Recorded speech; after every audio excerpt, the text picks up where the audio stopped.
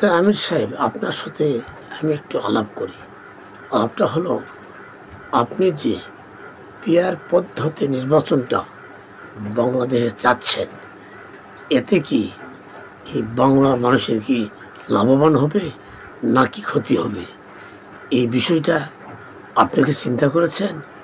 আপনার ওহির কিতাব ধারণ করেন, ওহির জ্ঞান আপনি চর্চা করেন।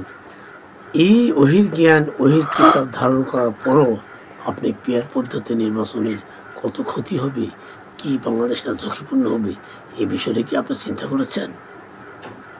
পিয়ার পদ্ধতি নির্বাচন যদি আপনি করেন, তাহলে বাংলাদেশের শেখ হাসিনার সরকারের অন্তপক্ষে 28 থেকে 30% ভোট বাংলার জমিনে রিজার্ভ আছে তাদের।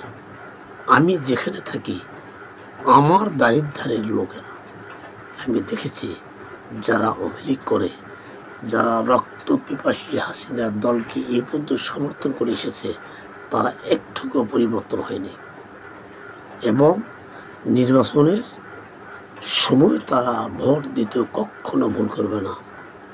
এর দ্বারা বোঝা গেল যে বাংলাদেশে পিয়ার পদ্ধতি নির্বাচন যদি হয়ে যায়, তাহলে রক্ত পিপাসী হাসিনার দল সর্বনিম্ন 90টা আসন পাবে। এই 90টা আসন যদি পেয়ে থাকে, তাহলে বাংলাদেশের অস্তিত্ব কিছু থাকবে।